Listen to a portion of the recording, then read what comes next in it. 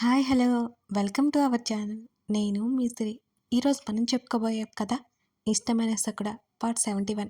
ఇక ఆలస్యం చేయకుండా కథలోకి వెళ్దాం. సెక్యూరిటీని పెట్టుకోమంటావా పోని? వెటకారంగా అన్నాడు హర్ష. ఆ పని చేయరాదు, నాకు దిగులు లేకుండా ఉంటుంది అంది వేద. నన్ను నేను చూసుకోగలను వేద, సెక్యూరిటీ కావాల్సింది నాకు కాదు నీకు. నాకు ఏదైనా ప్రాబ్లం క్రియేట్ చేయాలనుకునే వాళ్ళు ముందు నీ వైపు నుంచి వస్తారు అని ఆమె గురించి కంగారు బయటపెట్టేశాడు హర్ష. అతన్ని కలిసి మాట్లాడి క్లియర్ చేసుకో హర్ష ప్లీజ్, అతను గడ్డం పట్టుకుని అడిగింది. టీం నుంచి తప్పుకో, నా కొడుకు వస్తాడంటాడు, ఏం చేయమంటావు చెప్పు అని విసుగ్గా అడిగాడు. పోనీ అంకుల్ని మాట్లాడమని చెప్పు అంది వేద. సరే అలాగే చేస్తానులే, నువ్వు కంగారు పడుకు భయపడుకు సరేనా? నా గురించి అసలు కంగారు వద్దు, నువ్వు సేఫ్గా ఉంటే చాలు అన్నాడు. మన హాస్పిటల్కేగా వెళ్ళేది, ఆది ఉంటాడు ఇంకేంటి అంది. సరే అలాగే చేద్దాం, గగన్ని మీట్ అవ్వాలి, నైట్ ఉండట్లేదు. మెల్లిగా విషయం చెప్పి లేచి వెళ్ళిపోతుంటే అతని చొక్కా పట్టుకుంది వేద. మర్యాదగా రేపు వెళ్ళు అంది, బెదిరించింది. ఆమె గుప్పెట్లో ఉన్న తన చొక్కా విడిపించుకొని నో వే, నేను లేకుండా హాయిగా బొజ్జో అని ముందుకు వంగి ఆమె చెంప మీద గట్టిగా ముద్దు పెట్టుకుని విజిల్ వేసుకుంటూ వెళ్ళిపోయాడు బయటికి. నేను వస్తాను నీతో పాటు, తనకు కూడా గగన్ని చూడాలనిపిస్తుంటే చెప్పింది. అసలు కుదరదు, మాకు చాలా పనులున్నాయి అంటూ భుజాలు కదిలించి బయటికి వెళ్తున్న విషయం తల్లితో చెప్పాడు హర్ష. తినేసి వెళ్ళు హర్ష, జానికి పిలిచింది. ఇదిగో వీళ్ళిద్దరూ ఉన్నారు కదా, ఫుల్గా పెట్టేమా, వేదని ఆదిత్యని చూపించి కీస్ తిప్పుకుంటూ బయటికెళ్ళిపోయాడు హర్ష. ఈడియట్ అని తిట్టుకుంటూనే అత్తగారి దగ్గరికి వెళ్ళింది వేద. ఎన్నో రోజుల తర్వాత కలిసిన స్నేహితులిద్దరూ రోడ్డు మీద వీరవిహారం చేయడం మొదలుపెట్టారు. విశాలమైన రోడ్డు మీద కారు ఆపి బ్యానెట్ మీద కూర్చున్నారు గగన్, హర్ష. ఏంట్రా విశేషాలు హర్ష అడిగాడు. నథింగ్, ఈ మాట తప్ప ఇంకోటి రాదారా నీకు విసుక్కున్నాడు హర్ష.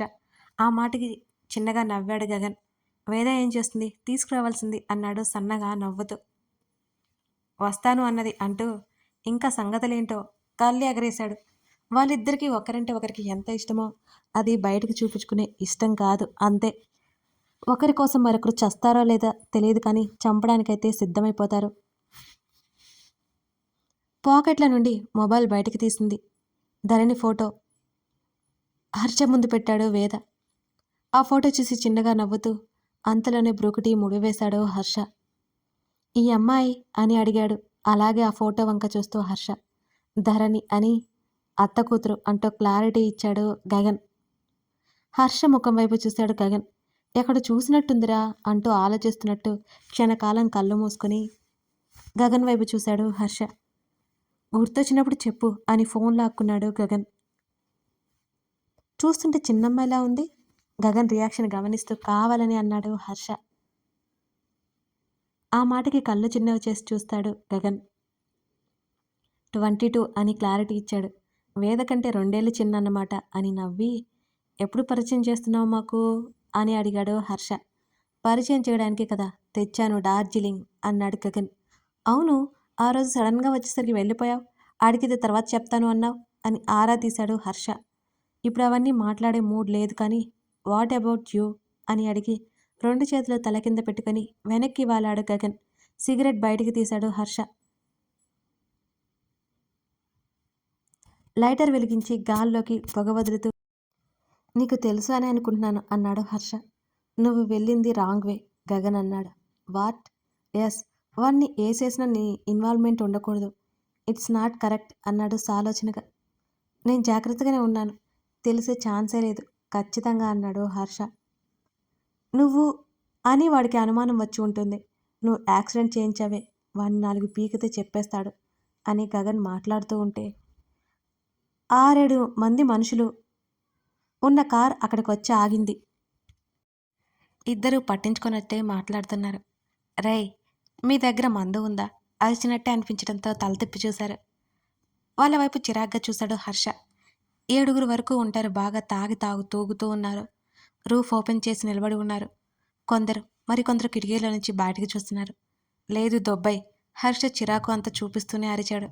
పోనీ సిగరెట్ ఒకటి ఉంటే ఇప్పుడే తాగేశా. రే, వీళ్ళు అబద్ధాలు చెప్తున్నారు వెతకండిరా అని వాళ్ళ బాసు అన్నాడు. ఒక్కసారిగా హర్ష గగన్ ఇద్దరు దూకినట్టు దిగారు. మక్కెలు విరక్కొట్టించుకోకుండా మర్యాదగా వెళ్ళండి. గగన్ కళ్ళు చిన్నవి చేసి వాళ్ళని చూస్తూ చెప్పాడు ఆ మాట. అందరూ ఒక్కసారిగా నవ్వారు. కార్ని పగలగొట్టండి నవ్వుతూనే వారిలో ఒక వ్యక్తి అన్నాడు.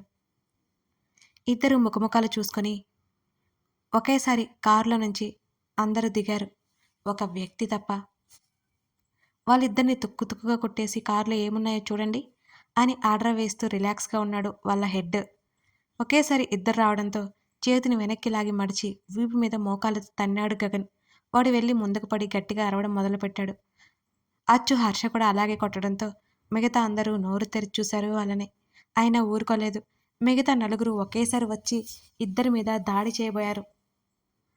ఎదురుగా వస్తున్న వాడి చేతిలో రాడ్ తీసుకుని వాడి మెడ చుట్టు పెట్టేసి ఆ రాడ్డుతోనే అతన్ని కొట్టి కాళ్ళతో మరొకరిని తన్నాడు గగన్.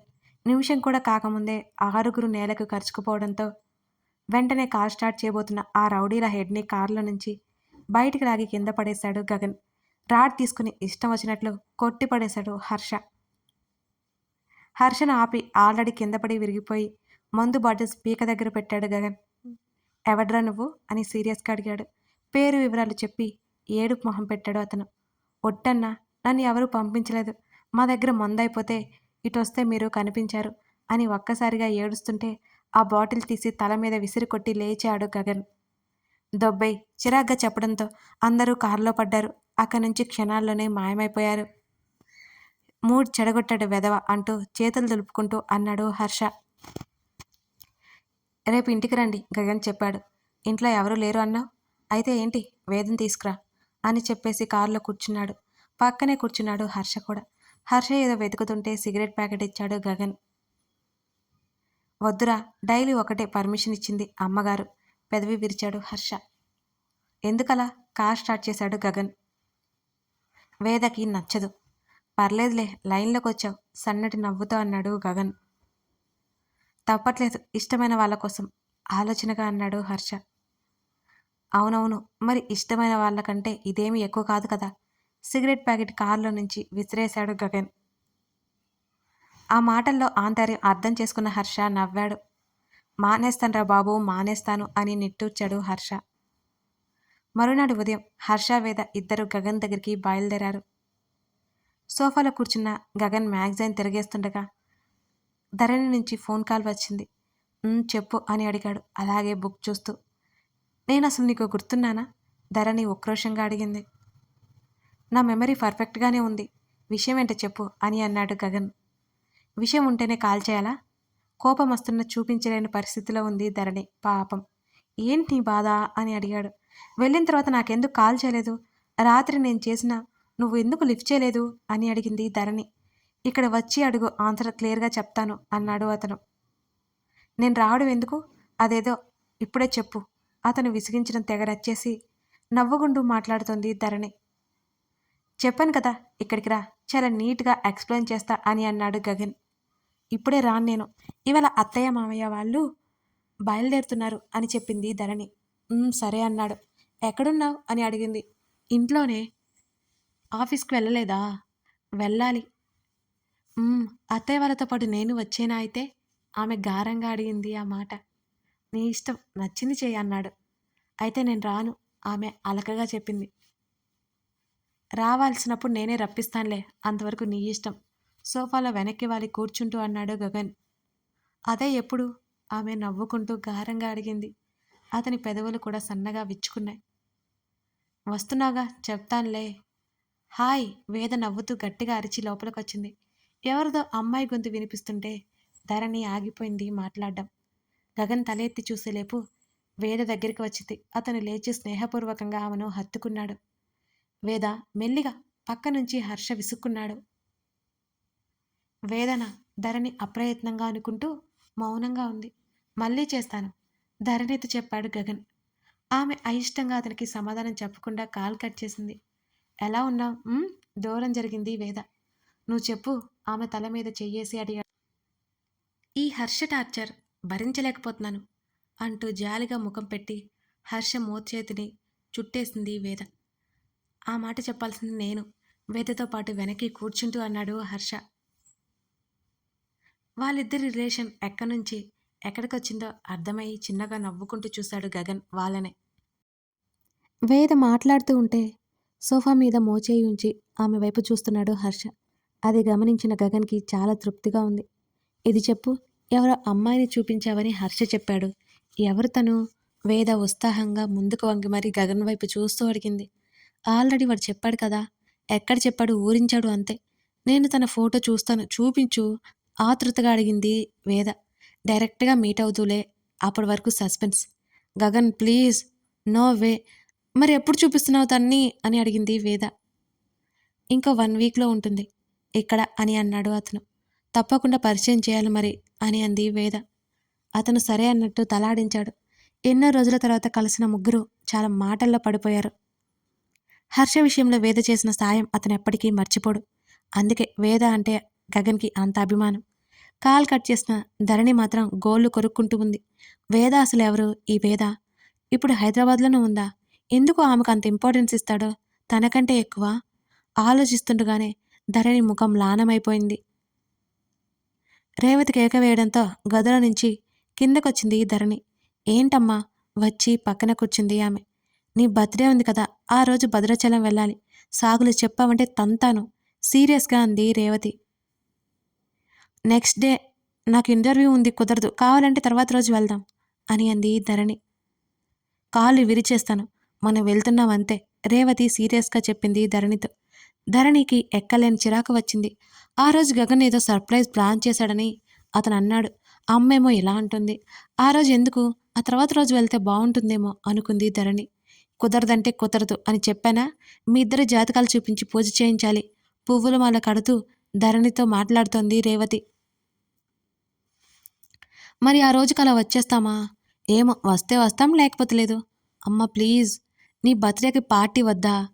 అక్కడ ఎవరున్నారని పార్టీ చేసుకోవాలి, నాకిష్టం లేదు. శృతి ఉంది కదా మన ఫ్యామిలీ, అంతే కదా! ఏం అక్కర్లేదు మూతి తిప్పింది.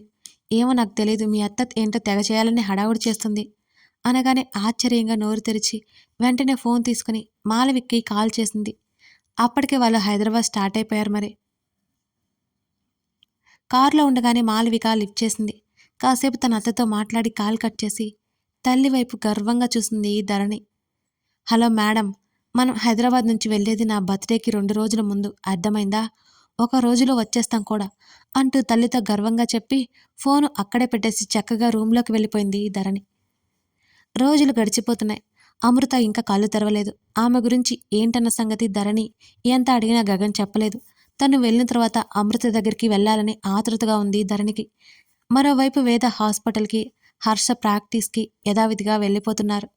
హాస్పిటల్లో ఎలాగో ఆదిత్య ఉంటాడు. వేదకి టైంపాస్ కూడా అవుతుంది. పార్వతమ్మ ఊరు వెళ్ళడంతో ఆదిత్యకి వర్షని కలిసే ఛాన్స్ మిస్ అయిపోయింది. ధరణి ఫ్యామిలీ మొత్తం హైదరాబాద్ బయలుదేరింది. అక్కడ పార్వతమ్మ లేకపోవడంతో ధరణికి ఒక్కింత ప్రశాంతంగానే ఉంది. ఆవిడ వచ్చే లోపల రిటర్న్ అయిపోవాలి, లేకపోతే తన తల్లికి ఆవిడకి ఏదో ఒక గొడవ అవుతుంది అనే కంగారు ఉంది ధరణిలో. అత్తా, ఎవరెవరు వెళ్ళేది? మాలవిక పక్కన కూర్చుని నెమ్మదిగా అడిగింది ధరణి. తను వచ్చినట్టే తెలియదేమో గగన్‌కి. ఇంకా ఇంటికే రాలేదు. ఒకవేళ తెలిసినా తెలియనట్టే ఉండిపోయాడు. అది కూడా అర్థం కాలేదు ఆమెకి. నువ్వు, నేను, మామయ్య, మీ మమ్మీ డాడీ అంతే. పెదవి విరిచింది మాలవిక. మరి నీ కొడుకు? మరింత మెల్లిగా అడిగింది ధరణి. రావట్లేదు అంది మాలవిక. ఎందుకని? ఇంపార్టెంట్ వర్క్ ఉందట. మనకు రావడానికి 2 రోజులైనా పడుతుంది. నెక్స్ట్ టైం వస్తానని మాట ఇచ్చాడు అని అన్నాడు. నువ్వు ఎంత మంచిదానివత్తా. మా అమ్మ ఉంది, నాకు ఇంటర్వ్యూ ఉందన్న బలవంతంగా లాక్కెళ్తోంది. ఎదురుగా ఉన్న తల్లి వైపు చూస్తూ కోపంగా అంది ధరణి. మాలవికకి నవ్వొచ్చేసింది ధరణి మాటలకి. నోరు ముయ్యవే, వచ్చాక చేసుకొని ఈ పనులన్నీ అంది రేవతి. ఇదిగో నేను ఒక్కరోజు అక్కడ ఉంటాను. నా ఇంటర్వ్యూకి ప్రిపేర్ అవ్వాలి అంది బెట్టుగా. ఇంటర్వ్యూ నిజమే అయినా ఆ వంకతో అమృత దగ్గరికి వెళ్ళి చూసి రావాలి. గగన్తో టైం స్పెండ్ చేయాలని, శృతిని కలవాలని ఆమె బాధ. ఇన్ని చేయాలి ఆమె. ఏడ్చావులే రేవతి పట్టించుకున్నట్టే ఉండిపోయింది. ఆ రోజు సాయంత్రం గగన్ కనీసం ఇంటికి రాకముందే అందరూ బయలుదేరారు. ధరణి తెగ ఫీల్ అయిపోయింది. రాను అన్న తల్లి లాక్కెళ్తుంటే వెళ్ళక తప్పలేదు. జనాలు తక్కువగా ఉండడంతో వాళ్ళు మరుసటి రోజు ఉదయమే దర్శనం చేసుకున్నారు. అక్కడ పూజ అంతా అయిపోయిన సరికి మధ్యాహ్నం దాటిపోయింది. తమ ఇద్దరి మధ్య ఎటువంటి దూరం రావద్దని సీతారాముల్ని మనసారా వేడుకుంది ధరణి. తను ఎలాగైనా రిటర్న్ వెళ్ళిపోవాలి. ఎలా? ఏం చెబితే తన తల్లి నమ్ముతుంది? గోర్లు కొరుక్కుంటూ ఆలోచించసాగింది ధరణి. కథ కొనసాగుతోంది. మరి ధరణి ప్రయత్నం ఫలిస్తుందా? తను గగన్ కోసం వెళ్ళగలదా? వెళ్ళలేదా? గగన్ ఇచ్చే సర్ప్రైజ్ ఏంటి? ఇవన్నీ తెలుసుకోవాలి అంటే తర్వాత భాగం చూడాల్సిందే. లైక్ చేయడం, కామెంట్ చేయడం మర్చిపోకండి ఫ్రెండ్స్. అలాగే మన ఛానల్‌లో ధరణి గగన్ పేరు మీద ప్రియసఖి అనే స్టోరీ నేను ఫస్ట్ పెట్టేశాననమాట. అది ఎండ్ అయిపోయింది. ఒకసారి మీరు వెళ్ళి ఆ స్టోరీని చూడండి. అది కూడా మీకు చాలా చాలా నచ్చుతుంది. అంటే అది కూడా డిఫరెంట్ కాన్సెప్ట్ అన్నమాట. ఈ స్టోరీ, ఆ స్టోరీ పూర్తిగా వేరు. మర్చిపోకుండా ప్రియసఖిని ఒకసారి చూడండి. మీకు నచ్చుతుంది. Thank you for watching this video.